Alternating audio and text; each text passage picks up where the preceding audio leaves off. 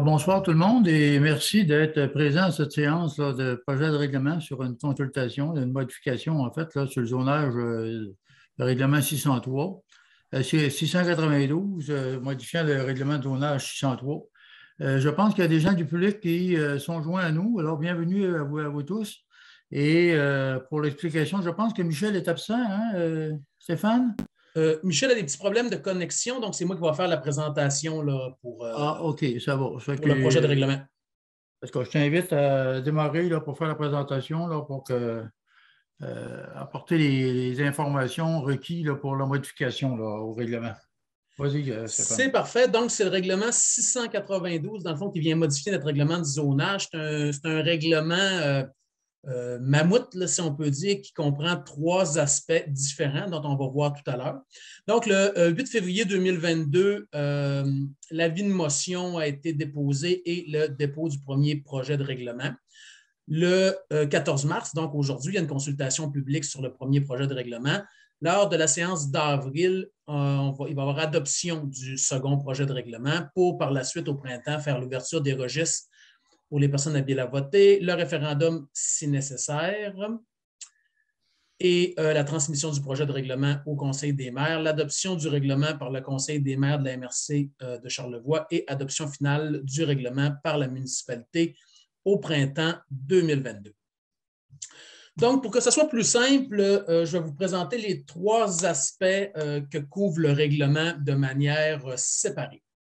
Donc, la première modification, dans le fond, ça concerne uniquement la zone U8. Donc, dans la zone U8, c'est pour permettre la construction d'habitations multifamiliales isolées limitées à 6 logements. Ici, on parle de logements long terme, là, de logements au mois. Et d'enlever les clauses d'usage suivantes dans la zone U8. Service d'entretien et de vente de véhicules qui s'appelle E1 là, dans notre outil, et établissement où l'on sert de la boisson alcoolisée G1. Pour votre information, dans le fond, la zone U8, ça se retrouve en plein centre là, du village. C'est la zone où on retrouve l'épicerie, entre autres, l'épicerie du village. Donc, dans les modifications qui sont proposées, c'est de modifier la grille des usages et des constructions autorisées par zone, présentée à l'article 5.3.2 du règlement de zonage numéro 603, afin, comme on disait tout à l'heure, d'autoriser l'usage C1, habitation multifamiliale isolée limitée à 6 logements, et d'enlever les classes d'usage E1, service d'entretien de véhicules et de vente de véhicules, et G1, établissement où l'on sert de la boisson alcoolisée. Ici, juste une question, juste une porte, Stéphane. Par rapport à l'ancien règlement, là, quand je vois là, le service d'entretien et vente de véhicules, les règlements d'urbanisme, ils ont quand même été travaillés et il n'y a quand même pas si longtemps que ça. Puis on retrouve encore ces détails-là qui sont là-dedans, quoi. Oui, c'était quelque chose, dans le fond, qui n'avait pas été enlevé quand les règlements qui étaient permis dans les anciens règlements, qui n'avaient pas été enlevés et qui traînaient un petit peu. Et tant qu'à jouer là-dedans, on a décidé de l'enlever. C'est correct. Ça répond à ma question parce que je trouve que c'était une affaire qui se prêtait plus avec le contexte aujourd'hui. Ça va, OK. Vas-y. Donc, ici, on voit les grilles des usages là, pour la zone U8, U6, excusez. C'est ça. U8, pardon. U8, donc je vous en fais grâce. C'est tels qu'on les retrouve là, dans notre règlement 603. Donc, pour la deuxième partie de ce règlement, ce projet de règlement a pour objet de régir l'implantation des panneaux solaires sur l'ensemble du territoire de la municipalité de Petite-Rivière-Saint-François. Donc, ça nous amène, dans le fond, à la modification de l'article. Excusez, je fais entrer des gens. Modification de l'article 15.8.1 via la modification du paragraphe B. Modification de l'article 15.8.1 paragraphe B du règlement de zonage 603 est libellé comme suit. Un panneau solaire érigé sur le toit doit être implanté dans le versant du toit donnant sur la cour arrière, avant ou latérale, sans dépasser les limites du toit. dans la version antécédente, on limitait les panneaux solaires sur la cour arrière. Et considérant que les maisons peuvent être posées différemment sur le territoire, positionnées différemment, et que la cour arrière pouvait donner sur le nord, donc quelqu'un qui aurait voulu poser des panneaux solaires n'aurait pas eu l'efficacité. Donc maintenant, on le permettrait sur la cour arrière, avant et latérale, considérant là, que c'est un choix quand même là, écologique pour plusieurs de nos citoyens. Et et dans le fond, le troisième point, c'est de régir en zone UM1 la hauteur des bâtiments. Donc, la zone UM1, dans le fond, c'est la zone qui touche la base du massif là, de Petite-Rivière-Saint-François, avec le Club Med, les caches, les bâtiments, là, le chalet de la base et tout ça. Donc, qu'est-ce que ça changerait? C'est qu'on modifierait la grille des usages et des constructions autorisées par zone, présentée à l'article 5.3.2 du règlement de zonage, afin de limiter la hauteur des bâtiments à 4 étages et 18 mètres de hauteur dans la zone UM1. Ce qui est important de savoir, c'est que dans le fond, la hauteur des bâtiments prévus à court terme n'augmentera pas. C'est quand on a modifié notre façon de calculer les hauteurs, ça l'a fait que ce qui était prévu initialement à 16 mètres tombait dérogatoire. Dans le fond, ça ne tombait plus 16 mètres. Maintenant, la hauteur des bâtiments tombait à 18 mètres. Les plans avaient déjà été adoptés et c'est juste pour régulariser la situation. Donc, les bâtisses ne montent pas en hauteur. C'est juste que le calcul fait qu'on ne calcule plus les hauteurs de la même manière que lorsque les plans avaient été présentés. Et ça serait uniquement dans la zone UM1 qu'on vous présentait tout à l'heure. Encore une fois, vous avez ici là, la grille des différents usages là, pour la zone UM1. Et telle qu'on la retrouve dans notre règlement, encore une fois, de zonage numéro 603. Ce qui est important de mentionner, c'est que le présent règlement remplace les projets de règlement 669, 678, 680 et 682, qui eux aussi modifiaient le règlement de zonage 603 et qui n'ont jamais, les projets de règlement qui ne sont jamais entrés en vigueur.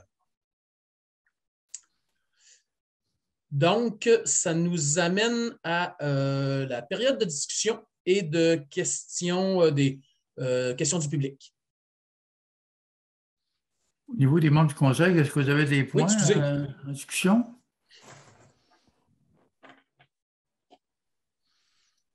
Il n'y a pas de commentaires au niveau des membres du Conseil? Non. Oui, moi j'avais une petite question. C'est dans la zone U8, le C2 dans le commercial, restauration, après ça, endroit où on vend de la boisson, ça veut dire qu'il y a une distinction entre bar et restaurant? Oui, établissement ou lanceur de la boisson alcoolisée, G1, c'est effectivement, là, il y a une distinction. Là, je ne peux pas vous dire là, par cœur, le restaurant, c'est quoi sa cote, mais G1, c'est vraiment endroit où l'on sert de la boisson alcoolisée. OK, donc c'est différent des restaurants. Donc, c'est différent. Dans le fond, l'usage est différent. Effectivement, je pourrais vous le donner en mille si vous voulez. Là, les restaurants, dans le fond, c'est endroit où magasin, non, ce n'est pas magasin d'alimentation. Peut-être que je vais demander à Michel là, qui est avec nous. C'est établissement de restauration. On serait établissement de restauration, je ne le trouve pas ici. Je pourrais. Ou service offrant la restauration. OK. Avez-vous bon, donc vous voyez ces deux choses-là. Établissement de restauration, c'est C2. C'est ça, c'est C2. OK, excusez. Donc, ça n'empêche pas un restaurant si jamais il y a un restaurant qui s'installe, ça veut dire qu'elle doit te servir de la boisson. Ça n'a pas rapport avec l'autre qui veut dire seulement qu'un bar. Non, mais dans ce coin-là, U8, C2, il est admissible, mais il n'aurait probablement pas le droit de servir de la boisson. Parce que c'est un autre usage. Oui, mais c'est pas un peu trop contraignant si on ne permet pas les restaurants avec boisson? Dans le fond, c'est juste bar qu'on veut plus ou c'est les deux? Moi, j'avais compris bar aussi. De la boisson alcoolisée et il faudrait voir si dans un restaurant, il y a le permis de boisson qui vient avec. Là, encore une fois. Au niveau du restaurateur, le permis, c'est sûr que c'est pas le même. Là. Oui. Mais nous autres, dans notre règlement, est-ce qu'on veut dire la même chose? C'est ça qui est. Okay. Moi, c'était ça ma question. Oui, je comprends très bien. La question, c'est de savoir est-ce qu'endroit où l'on sert de la boisson alcoolisée, c'est un bar? Et si on veut avoir un restaurant qui sert de la boisson, est-ce qu'on a besoin de l'usage restaurant et de l'usage permis où l'on sert de la boisson alcoolisée? Ou si dans un restaurant, on peut avoir un permis de boisson, mais dans le cadre d'un restaurant? Ouais. C'est ça que je comprends. Donc, probablement que Michel a fait quelques petites validations. Es-tu avec nous, Michel? C'est ça, Michel m'écrit, là, c'est uniquement bar que l'on ne veut plus. Donc, ce que je comprends, c'est que dans le fond, un restaurant pour avoir un permis de vente d'alcool. Parce que 8... dans le cadre d'un restaurant. Oui, c'est ça, parce que 8, c'est une place pour un restaurant. Là. C'est le cœur du village, aller jusqu'à la fin du trottoir. Là. Tout à fait, exactement. Là. Puis, excusez, si je n'ai pas les réponses tout de suite, là, vous comprendrez des fois des petites distinctions comme ça au niveau de l'urbanisme. Là. C'est pour ça qu'on s'entoure de personnes ressources. Ben, ça me trottait dans la tête la fois qu'on en avait parlé, mais j'ai comme pas réalisé que c'était ambigu pour tout le monde. Fait que c'est pour ça que, vu que Bernard se demande aussi, ben... La question était bonne. Oui. Merci, Bernard. Merci beaucoup, M. Duchesne. On a une question. Au niveau du membre de conseil, est-ce qu'il y a d'autres questions là-dessus? Non. Sinon, je vais céder la parole au public à M. Serge Bilodeau, qui a une question. Allez-y, M. Bilodeau. Non, c'était plus un commentaire à répondre au siège numéro 6. C'est que par le passé, on l'a traité à 2 fois.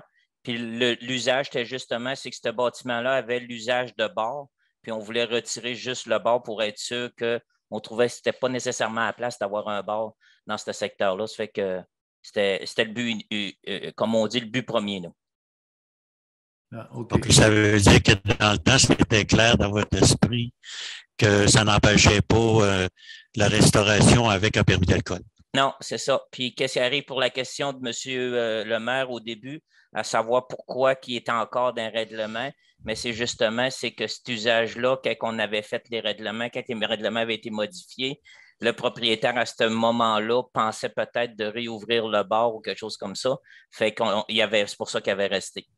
Par contre, quand il a fait la demande d'avoir 6 logements, on a considéré, si tu fais un 6 logements, le bar puis le vendeur de machines de voitures débarque aussi. Là. Ça avait été le raisonnement du conseil précédent. C'est beau. Mais Stéphane, une question. Oui. Le fait de ne plus n'avoir de bar dans le rayon cœur du village, on parle d'un bar, là, finalement, là, avec tout ce que ça comporte, là. Ça va-tu nous créer un problème plus tard avec tout l'intérêt des gens dans le secteur commercial au cœur du village, quelque chose comme ça? Je sais que la zone, ça comprend à partir du dépanneur ou avant le dépanneur aller jusqu'à la fin des trottoirs, comme Israël, il y a donné... Non, je pense que la zone U8 s'en va jusqu'à la municipalité. Est-ce que ça se peut? L'édifice municipal? Oui, peut-être. Oui, effectivement, là, mais juste sur le bord, effectivement. Là. Puis, je ne pense pas que ça y aille jusqu'à la fin des trottoirs. Mais dans le fond, l'optique, pourquoi les bars sont permis, là, dans le fond, dans d'autres secteurs aussi. Là, je ne peux pas vous faire l'énumération, mais je crois que dans la rue du Quai, il n'y a pas de problème. Et la question, c'est qu'advenant le cas où on a un projet qui inclut un bar, là, le conseil pourra se demander si on l'octroie ou pas le permis. Là. Donc, ça va permettre de mieux contrôler plutôt que, dans le fond, qu'il y ait un bar dans ce coin-là. Oui, il y a l'épicerie, mais il y a aussi des maisons, il y a du résidentiel quand même pas mal. Donc, dans l'absolu, on aimait mieux le réglementer là et peut-être le permettre ailleurs advenant le cas où la situation se présente. Là. Donc, s'il y a un projet qui demande une modification réglementaire et que le conseil juge que la mise en place d'un bar à tel endroit est un bon projet, bien, on fera une modification réglementaire, c'est tout. C'est juste dans une situation où on ne veut pas être pris avec le fait accompli. Fait que là, on se protège indirectement, c'est ça, là, hein? Exactement. Puis, je vous dirais qu'avec, oui, il y a le dépanneur, mais il y a plusieurs résidences là, de résidents permanents et on se dit, bon, un bar, des fois, on sait que ça amène là, des choses un petit peu plus de bruit ou de brassage. Ouais. Donc, on s'est dit, si pour avoir un bar ou des bars à Petite-Rivière, ben, on aime peut-être mieux refermer l'entonnoir sur quelques zones qui seront plus propices à ça, disons. D'accord. S'il y en a qui veulent savoir exactement, c'est en fait Julien Racine jusqu'à Billy à Charles inclus. Fait que c'est ça la zone U8. Tu veux-tu répéter? Tu veux Israël? Tu vas partir de chez Julien Racine? Chez Julien Racine, donc c'est le terrain voisin du bassin de la fosse septique de municipalité qu'il y avait là sur ce terrain-là. Ouais. Puis ça va jusqu'à Billy, là, voisin du centre municipal. Ah, OK. Par ici, là, c'est ça. OK, c'est correct. Fait que c'est ça que ça inclut. OK. Bon, est-ce qu'on a d'autres questions du public? S'il n'y a pas d'autres questions, François, c'est la période, ça ferme la période de consultation. Il n'y a pas d'autres commentaires au niveau des membres du Non, conseil? s'il n'y a pas de commentaires, dans le fond, ça termine la période de consultation. Je vous remercie beaucoup de votre présence et merci aux citoyens qui se sont joints à nous. Puis je vous souhaite une bonne fin de soirée. Bonne fin de soirée à tout le monde. Bonsoir à tous. Merci. Bonsoir. Merci. Bye bye.